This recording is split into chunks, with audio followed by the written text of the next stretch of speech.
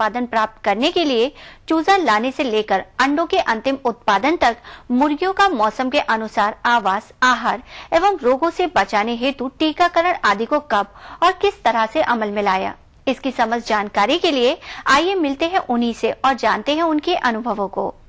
Total मेरा farm केजेस पे very करता है। खुद ही पालते हैं चिक्स को, पिंजरे में पालते हैं हम इसको, और इसमें टोटल 20 हफ्ते तक हम पहले इसको बड़ा करते हैं पहले दिन से, जो कि उनको 8 हफ्ते तक चिक्स का दाना खिलाता हूँ चूजों का। उसके बाद 8 हफ्तों तक उनको ग्रोवर का दाना खिलाता हूँ। 16 से 18 हफ्ते में मुर्गी अंडा देना चालू करती है। फीड हम लोग इसका खुद ही बनाते हैं, मकई, बाजरा और सोया वगैरह मिलके इसका फीड बनता है।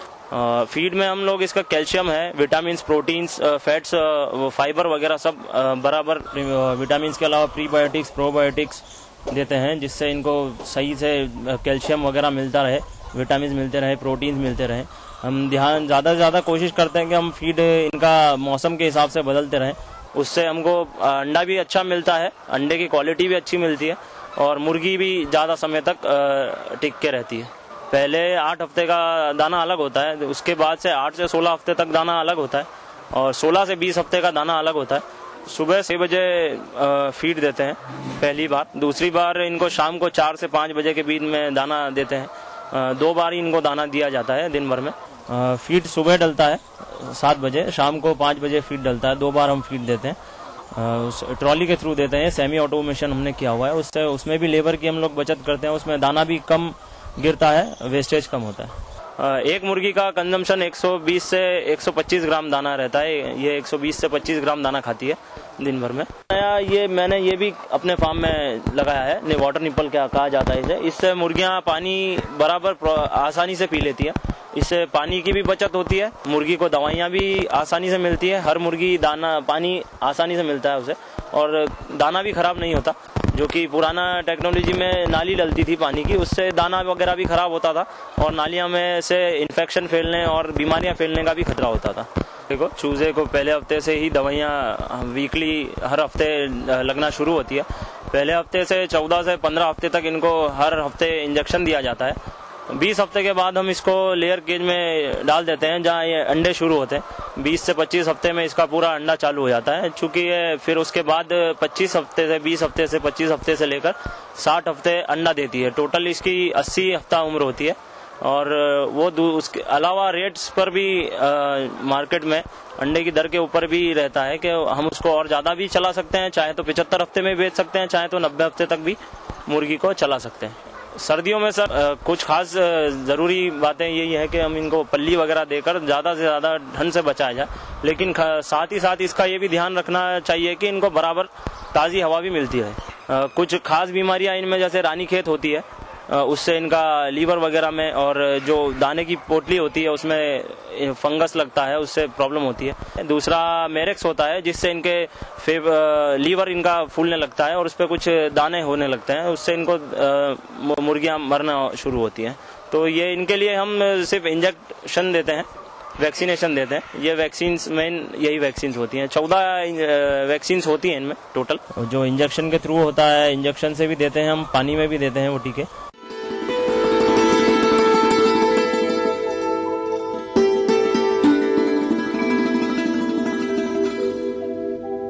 14 हफ्ते तक वो टाइमली वैक्सीन्स डॉक्टर्स बताते हैं हमें कब देना है, किस हफ्ते में कौन सी वैक्सीन देना है। अंडे का कलेक्शन तो मैन्युअली होता है, हाथ से उठाते हैं, और टोटल अंडा मेरा रतलाम में ही लोकल मार्केट में ही बिक जाता है। डिमांड और काफी ज्यादा।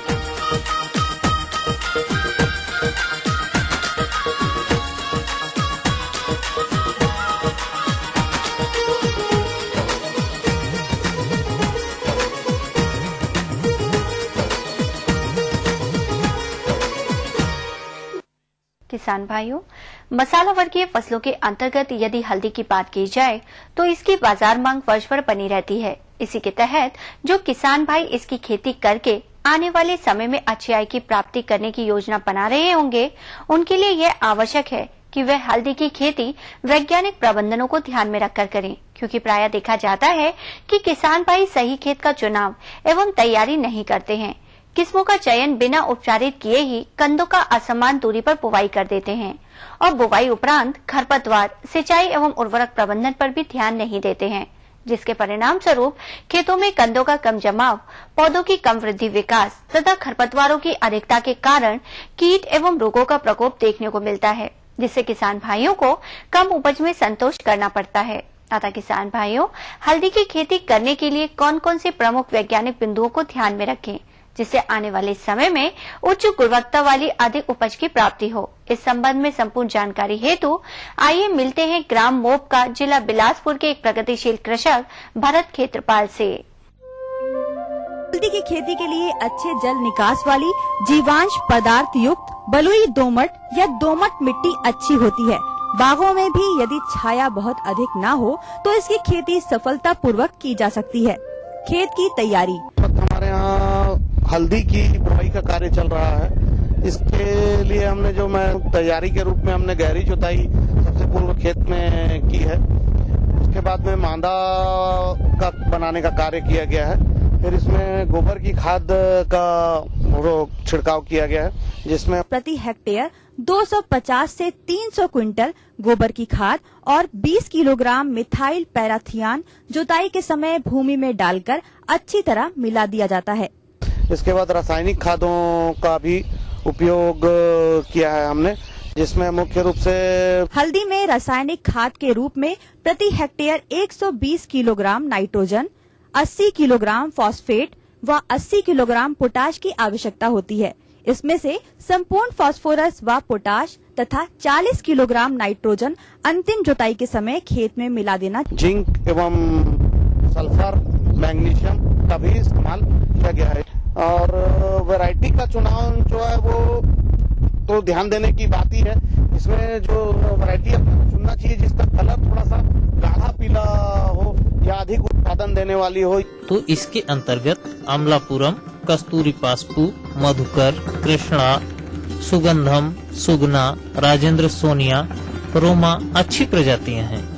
बुआई हेतु स्वस्थ रोग मुक्त प्रकंदों का चयन करना चाहिए। प्रकंद का वजन 20 से 25 ग्राम होना चाहिए तथा प्रत्येक गांठ में 2 से 3 आंखें अवश्य हों। इस प्रकार चुने हुए बीज की प्रति हेक्टेयर 15 से 20 क्विंटल मात्रा आवश्यक होती है। बुआई से पूर्व प्रकंदों को 0.5% एगलाल अर्थात 5 ग्राम दवा प्रति लीटर पानी या 0.2% मैंकोजेब अर्थात 2 ग्राम दवा प्रति लीटर पानी के घोल में उपचारित अवश्य कर लें। इसके उपरांत उपचारित कंदों को छाया में सुखा लें। इसकी बिजाई का कार्य करने के लिए हमने जो मांदे से मांदे की दूरी रखी है वो लगभग 4.5 फीट है एवं जो कंद से कंद की दूरी हम रख रहे हैं वो लगभग 13 इंच के आसपास है।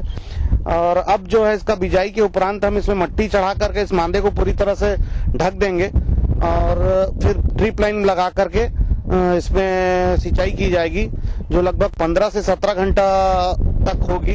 अच्छी तरह सिंचाई करने के उपरांत हम इसमें थोड़ा बहुत पुआल का इस्तेमाल करेंगे ताकि इसमें किसी किस्म के कचरे या उसका जमाव ना हो।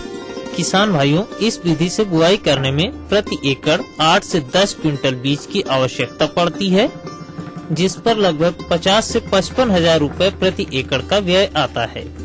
और इस भारी भरकम लागत को कम करने हेतु आंध्र प्रदेश के किसानों द्वारा हल्दी की नर्सरी तैयार कर मुख्य खेत में रोपण का प्रचलन बढ़ा है, जिस हेतु ये हल्दी के एक कंद को आकार के आधार पर 3 से 4 टुकड़ों में काट लेते हैं। इसके बाद कटे टुकड़ों को फफूंदनाशी दवा से उपचारित कर प्रो ट्रे में कोकोपीट या वर्मी कंपोस्ट इत्यादि को भरकर काटे गए कंदों को ट्रे में बोते हैं, जिससे 1 एकड़ हेतु मात्र 3 क्विंटल हल्दी कंद की आवश्यकता पड़ती है, जो कि मात्र 15 से 16 हजार रूपए मूल्य का होता है। अर्थात परंपरागत की तुलना में प्रति एकड़ लगभग 40 हजार रूपए की बीज में बचत हो जाती है। और प्रो ट्रे में 100% का अंकुरण होता है। 1 माह में यह हल्दी नर्सरी पौध 7 से 8 इंच लंबे तथा 4 से 5 पत्तियों वाले हो जाते हैं। और इस पौध की तैयारी में प्रति पौध लगभग 60 पैसे का खर्च आता है। इसके बाद तैयार नर्सरी को लाइन एवं पौध की दूरी क्रमशः 40 × 20 सेंटीमीटर या 30 × 15 सेंटीमीटर की दूरी पर तैयार मुख्य खेत में रोपण किया जाता है। इसके उपरांत सामान्य फसल की भांति नियमित शस्य क्रियाओं को करते रहते हैं। कार्यक्रम में अभी बाकी है कुछ और रोचक जानकारियां, लेकिन उससे पहले लेते हैं एक छोटा सा विराम।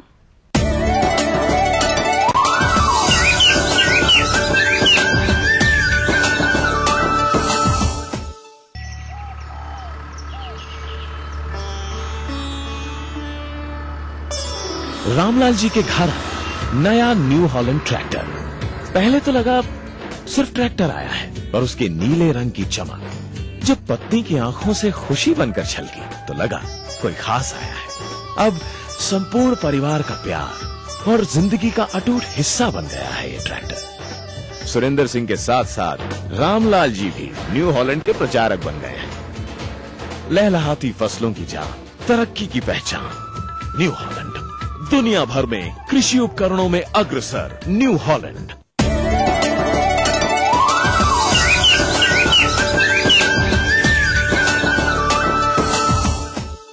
विराम के बाद अन्नदाता कार्यक्रम में आप सभी का पुनः स्वागत है।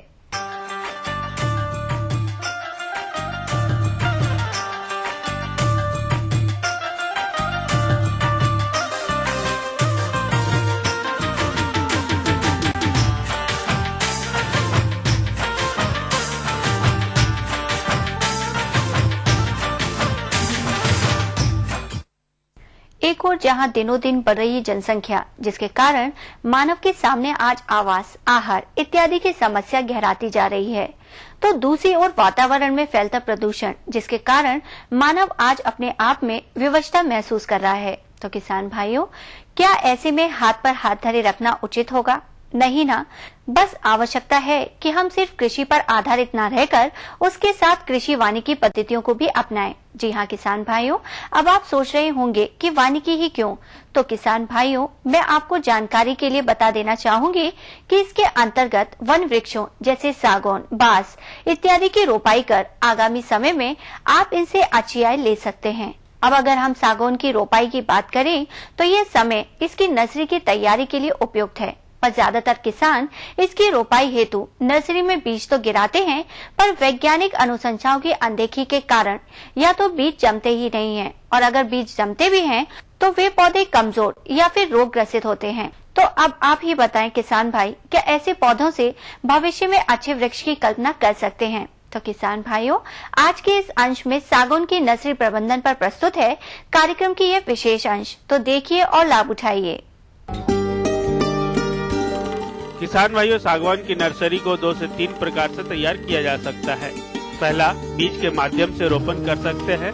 दूसरा, रूट शूट कटिंग, जिसको जड़ तना पद्धति कहते हैं, इसके माध्यम से भी हम इसे तैयार करते हैं। एवं इसको एक क्लोनल प्रोपेगेशन पद्धति इसके द्वारा भी कर सकते हैं। सबसे पहले बात करते हैं इसे रोपित करने के लिए क्यारी के निर्माण पर। इसके लिए दोमट बलुई मिट्टी का चुनाव करते हैं, जो कि भुरभुरी एवं हल्की होनी चाहिए, तथा खेतों को खरपतवार से चुनकर बाहर निकाल देते हैं। इसमें अब 5 से 10 मीटर लंबा और 1 मीटर चौड़ा आवश्यकता अनुसार क्यारी को बना लेते हैं। 5 मीटर लंबा व 1 मीटर चौड़े आकार की क्यारी में 50 से 60 किलोग्राम गोबर की खाद या वर्मी कंपोस्ट डाल देते हैं, और उसमें मिट्टी और बालू को मिलाकर उसको अच्छी प्रकार से मिट्टी में मिलाकर बीज को गिराते हैं। बीज गिराने की दूरी 5 से 10 सेंटीमीटर रखते हैं। दूसरा, बीज को पॉलीथीन में उगाने हेतु 8 गुने 10 सेंटीमीटर का पॉलीथीन लेते हैं। इसमें गोबर की सड़ी खाद, बालू और मिट्टी की बराबर मात्रा को मिलाकर रूटिंग मीडियम तैयार कर लेते हैं। इससे पॉलीथीन में भरकर समान रूप से लाइन में रख देते हैं, और इसमें 1 से 2 बीज को डालकर मिट्टी को बराबर बना लेते हैं। साथ ही नमी बनाए रखने के लिए आवश्यकता अनुसार सिंचाई भी करते रहते हैं। अब दूसरा आता है रूट शूट पद्धति। इसमें पहले हम बीज को जनवरी-फरवरी में सागवान के बीज को संग्रहित कर लेते हैं। बीज को लगाने से पहले संग्रहित बीज को उपचारित करते हैं। इसके लिए इसके बीज को गोबर के घोल में 2 से 3 सप्ताह तक रखते हैं। दूसरा, गर्म पानी में भी डालकर इसे उपचारित किया जा सकता है। इसके उपरांत मई जून के महीने में इस उपचारित बीज को दोनों तरीके से क्यारियों में भी और पॉलीथीन में भी डाल देते हैं। फिर अगले वर्ष मानसून से पहले इसको या तो 1 साल बाद पौधा तैयार हो जाता है तो उसे रूट शूट को काट लेते हैं। जो पौधा 1 से 2 मीटर लंबा हो जाता है, उस पौधे को हम 15 से 20 सेंटीमीटर उसके नीचे वाले भाग को काट लेते हैं, जो तना का भाग है।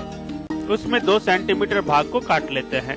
इस प्रकार जड़ तना कट्टे वाले भाग में भी बहुत सी छोटी छोटी जड़ें पाई जाती है, जिससे हम किसी उपकरण या धारदार औजार से काट लेते हैं। उसके बाद पुनः कार्बेंडाजिम 2 ग्राम दवा प्रति लीटर पानी में घोलकर इसे उपचारित कर लेते हैं। उसके बाद उसे सीधे खेत में लगा भी सकते हैं, या तो मानसून के पहले रूट शूट कटिंग को फिर से पौधशाला या पॉलिथीन में रोपित कर देते हैं। इसे रोपण करने के उपरांत इसके ऊपर पुआल को बिछा दिया जाता है और इसके ऊपर पानी डाल देते हैं। पानी डालने के लिए हजारे का उपयोग करते हैं। अगर गर्मी ज्यादा हो तो इसे नेट हाउस में भी करना उचित होगा। यदि इसे खुले जगहों में करना चाहते हैं तो किसी छायादार स्थान पर करना उचित होगा। जब इसमें फुटाव आ जाए तो ध्यान देना चाहिए कि इसमें अवांछित घास फूस या पौधे निकल आते हैं, अतः इसके लिए इसे हाथों द्वारा अवश्य निकाल दें और जब मानसून आ जाता है तो फिर उससे प्रत्यारोपित कर देते हैं। इस प्रकार इस पद्धति से यह अच्छी वृद्धि करता है तथा 1 से 2 साल तक पौधे में अच्छी बढ़वार देखी जाती है। अगर इस पद्धति को नहीं अपनाते हैं तो उससे अच्छी वृद्धि नहीं हो पाती है। अतः जड़ तना पद्धति को अपनाकर इसे व्यावसायिक उत्पादन कर इसे बेचा भी जा सकता है। मिलते हैं कुछ पल के बाद।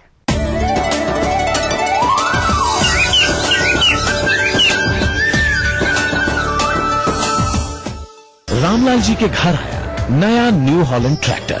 संपूर्ण परिवार का प्यार और जिंदगी का अटूट हिस्सा बन गया है ये ट्रैक्टर। लहलहाती फसलों की जान, तरक्की की पहचान, न्यू हॉलैंड, हर प्रगतिशील किसान की पसंद।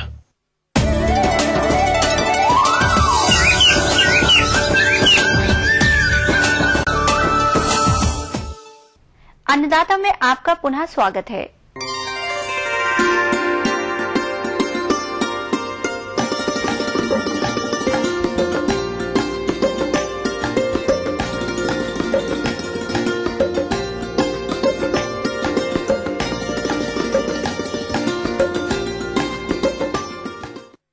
किसान भाइयों, फूलों की खेती की बात करें तो पिछले कुछ वर्षों से हाईटेक फार्मिंग के अंतर्गत जरबेरा फूल की खेती करके प्रदेश के किसान भाई अधिक लाभ कमा रहे हैं, क्योंकि बाजार मांग बहुत तेजी से बढ़ रही है और इसी मांग को देखते हुए बहुत से किसान भाई इसकी खेती किए हैं। तो किसान भाइयों, केवल इसकी रोपण कर देने मात्र से ही आपको गुणवत्ता युक्त एवं बाजार मांग के अनुसार फूलों की प्राप्ति नहीं हो सकती है। इसके लिए आवश्यक है कि रोपण से लेकर फूल की कटाई तक के प्रबंधनों को कुशलता पूर्वक करें, अन्यथा आपको पोषक तत्वों, सिंचाई, तापक्रम की सही नियंत्रण के अभाव व रोग कीटों के प्रकोप के कारण कम एवं गुणवत्ताहीन फूलों की प्राप्ति होगी, जो कि जरबेरा फूल की खेती के लिए हानि का कारण होगा। तो किसान भाइयों, जरबेरा की फसल में इस समय किए जाने वाले सस्य प्रबंधनों पर जानकारी दे रहे हैं एक प्रगतिशील किसान बलदेव ठकराल। अगर आप लोग जो है जरबेरा की खेती जो है पॉली हाउस में कर रहे हैं तो कुछ 2-3 बातें जो है वो आपको ध्यान रखनी चाहिए। गर्मियों में जो है वो पौधों को पानी की आवश्यकता ज्यादा पड़ती है, तो इसलिए हमें समय समय पर पानी की मात्रा को बढ़ाना पड़ता है। इसका सबसे बढ़िया तरीका ये है कि अब अगर आप देखना चाहते हैं कि आपके पॉली हाउस में पौधों में पानी की कमी तो नहीं है, तो आप दोपहर के टाइम 12-1 बजे पॉली हाउस में जाइए। अगर आपको लगता है कि आपके पौधों की पत्तियां मुरझा रही हैं, तो इसका मतलब ये हुआ कि उसमें पानी और बढ़ाने की आवश्यकता है। हमें जो है पानी सुबह या शाम को देना चाहिए ड्रिप के द्वारा। और आपको ये भी लगता है कि अगर पॉली हाउस में वातावरण में ह्यूमिडिटी की कमी है, तो हफ्ते में या महीने में एक बार जो है आप स्प्रे भी कर सकते हैं, शावरिंग जिसको बोलते हैं पानी की। दूसरा ये है कि इस टाइम जो है जो कीड़े हैं वो भी हमारे यहाँ ज्यादा लगते हैं। तो कीड़ों में जो है आपका थ्रिप्स है, माइट है, सूंडी, कैटरपिलर है, तो ये 3 तरह के कीड़े हैं। चौथा जो है वो लीफ माइनर है। तो ये 4 तरह के कीड़े लगते हैं, तो इनका भी जो है कंट्रोल हमें समय समय पर करना पड़ता है। अगर हम लीफ माइनर की बात करते हैं तो लीफ माइनर जो है वो पत्तों के ऊपर जो है वो मोमिया सी लाइन बनाकर चलता है। उसके अंदर जो है वो वैक्स के अंदर अपने आप को सुरक्षित रखता है। पेगासस जो है वो 2 लीटर में 1 ग्राम, यानी कि 1 लीटर पानी में आधा ग्राम दवाई मिलाकर, और जो भी आप नोजल इसमें स्प्रे यूज करें वो सेरामिक होनी चाहिए, यानी कि उससे कोहरा या फुआर टाइप की निकले, मोटी मोटी बूंदें नहीं निकलनी चाहिए। अगर मोटी बूंदें निकलेंगी तो आपकी जो है वो पानी की मात्रा बढ़ जाएगी। पानी की मात्रा बढ़ जाएगी, दवाई बढ़ेगी, तो आपका खर्चा ज्यादा आएगा। और उसके बाद आती है बात सूंडी की। तो सूंडी में ना 2 तरह की सूंडी होती है, एक तो बाल वाली होती है और एक बिना बाल की होती है। तो सूंडी के लिए हमारे यहाँ जो इंडियन मार्केट में उपलब्ध है दवाएं, एक तो लैनेट है, इसका जो है 1 ग्राम प्रति लीटर के हिसाब से स्प्रे करते हैं। दूसरी दवाई आती है एवॉन्ट। एवॉन्ट जो है वो 1 ml प्रति लीटर के हिसाब से स्प्रे करते हैं। जो ये कीड़ों के नियंत्रण के लिए मैं आपको 2 या 3 दवाएं जो है बता रहा हूं, तो इसको बदल बदल कर करना चाहिए। एक ही दवाई को लगातार स्प्रे करने से उस दवाई का असर जो है वो कम हो जाता है। अब दूसरे जो कीड़े हैं माइट और थ्रिप्स, इसका जो प्रकोप है वो गर्मी के मौसम में बहुत ज्यादा रहता है। जैसे हम माइट की बात करते हैं तो डाइक्लोफॉल करेंगे हम 1 ml प्रति लीटर के हिसाब से, फिर उसके बाद 1 दिन का विश्राम देंगे और उससे अगले दिन जो है हम जो है लैनेट करेंगे। ये लैनेट हमारी सूंडी में भी काम करती है, थ्रिप्स माइट में भी काम करती है और दूसरे जो इनके अंडे होते हैं जमीन में उसको मारने के भी काम करती है। फिर 1 दिन छोड़कर ओमाइट दवाई आती है, का जो है वो हम 0.7 के हिसाब से स्प्रे करते हैं, यानी कि अगर 100 लीटर पानी है तो उसमें जो है वो 70 ml दवाई डालकर हम उसको स्प्रे कर देते हैं। माइट्स का आपको जो है वो कंट्रोल हो जाएगा। अब बात करते हैं हम आपकी, तो थ्रिप्स के लिए जो है एसीफेट दवाई आती है। एसीफेट जो है वो 1 ग्राम प्रति लीटर के हिसाब से, फिर 1 दिन छोड़ दीजिए। रिजेंट जो है वो 0.7 ml, यानी कि 100 लीटर पानी में 70 ml रिजेंट डालकर आप स्प्रे करें तो आपका जो है वो थ्रिप्स कंट्रोल में हो जाएगा। कोशिश करें कि स्प्रे जो है या तो अर्ली इन दी मॉर्निंग, सुबह ठंडे टाइम में हो या शाम को हो। दोपहर जब बहुत ज्यादा गर्मी पड़ रही हो तो उस टाइम जो है स्प्रे नहीं करना चाहिए।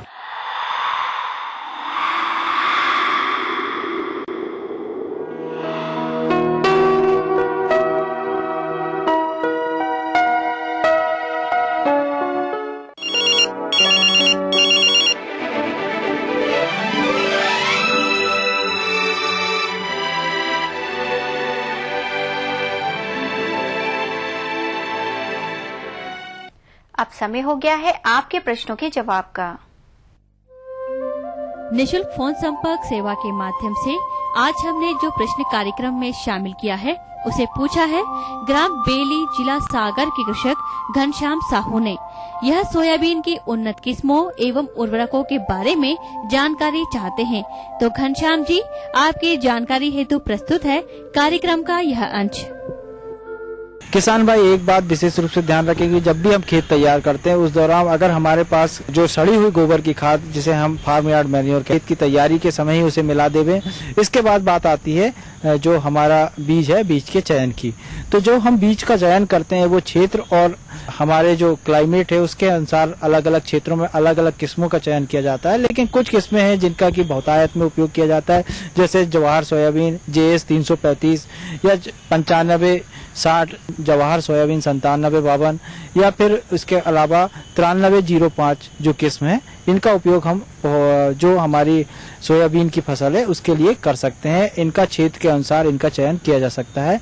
और साथ ही साथ इस बात का ध्यान रखें कि जब भी हम बुआई कर रहे हैं तो उसके पहले हमें उचित रूप से जो हमारी खाद है वो है 20 किलोग्राम नाइट्रोजन, 80 किलोग्राम फास्फोरस और जो 20 किलोग्राम पोटास है, ये हमारी अनुशंसित जो मात्रा है, इसका उपयोग हमें बुआई के पहले ही खेत तैयारी के समय ही इन खादों का उपयोग कर लेना चाहिए। मध्य प्रदेश में कुछ मृदाओं में ये भी पाया जा रहा है कि जो हमारा सल्फर जो पोषक तत्व है इसकी कमी पाई जा रही है और इस पोषक तत्व की कमी को हम चाहे तो 20 किलोग्राम सल्फर प्रति हेक्टेयर के हिसाब से अगर उसका जब हम खेत की तैयारी कर रहे हैं अगर उसका उपयोग करते हैं तो निश्चित रूप से आपकी सोयाबीन की फसल में जो तेल है उसकी अच्छा बनेगा। किसान भाइयों, अगर हम बोनी की बात करें तो लगभग 25 जून से लेकर 15 जुलाई के बीच में हमारी सोयाबीन की फसल हमारे मत करना चाहिए और इस बात का ध्यान रखें कि समय पे अगर हम बुआई करते हैं तो हमारी सोयाबीन का उत्पादन अच्छा होता है।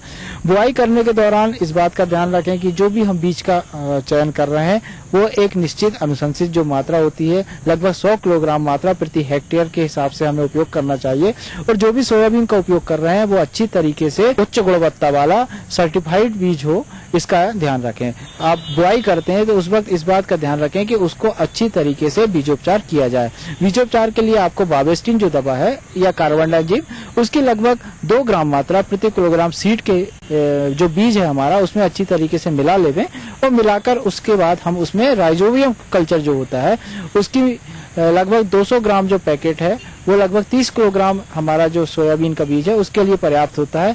तो इस बात का ध्यान रखें कि आप राइजोबियम जो उर्वरक है उसका उपयोग अति आवश्यक है, उसको करना चाहिए।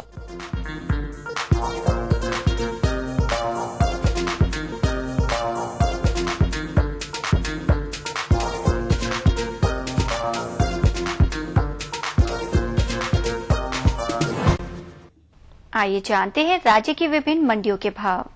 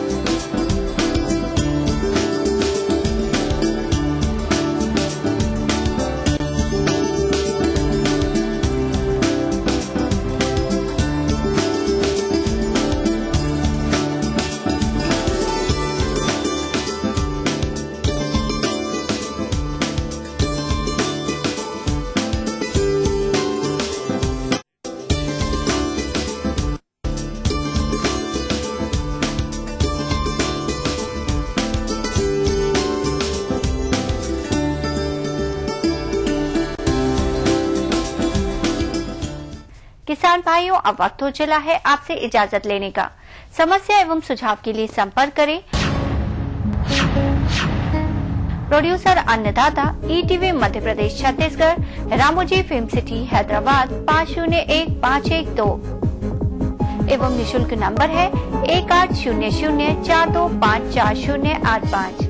किसान भाइयों, आशा है कि इन जानकारियों को अपनाकर आप अवश्य ही लाभान्वित होंगे। इसी आशा के साथ कार्यक्रम को समाप्त करने की आज्ञा दें। नमस्कार।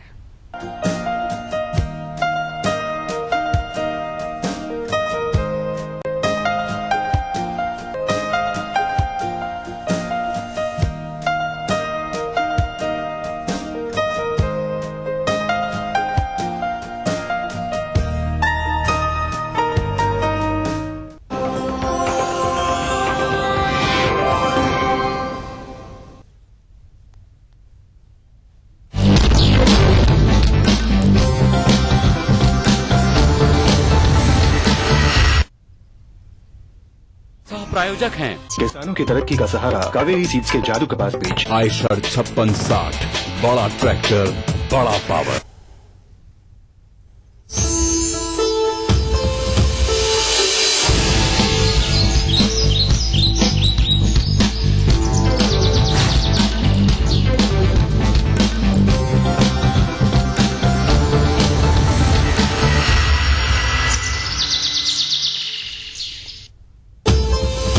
ग्वालियर में भाजपा कार्य समिति की बैठक में भी सुनाई दी छत्तीसगढ़ में नक्सली हमले की गूंज। प्रदेश प्रभारी अनंत कुमार ने कहा, लकमा का बचना और जोगी के बयान से घटना पर संदेह होना लाजमी।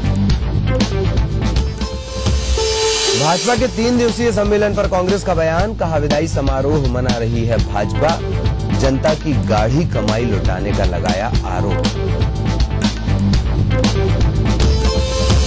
प्रदेश पटवारी संघ की कलमबंद हड़ताल, राजस्व सचिव पर सीएम को गुमराह करने का लगाया आरोप, मांगे पूरी नहीं होने तक काम पर न लौटने की दी चेतावनी। राजगढ़ में तहसीलदार को खनन माफिया ने की ट्रैक्टर से कुचलने की कोशिश, मौके से जान बचाकर भागी अधिकारी, ड्राइवर गिरफ्तार, मास्टरमाइंड फरार।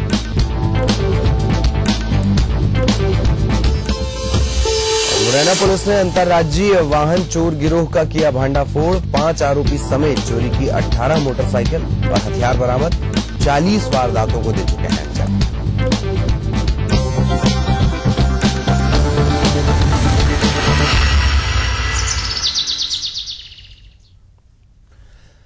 सुप्रभात मध्य प्रदेश, आपके साथ मैं हूं ललित प्रजापति। ग्वालियर में बुलाई गई भाजपा की 3 दिवसीय बैठक में गुरुवार को कार्य समिति की बैठक हुई है। इस बैठक में आगामी चुनाव को लेकर रणनीति बनाई गई, जिसमें इस बात पर सहमति बनी है कि भाजपा चुनाव के दौरान अपने कार्यकाल के दौरान हुए विकास कार्यों को जनता के बीच लेकर जाएगी।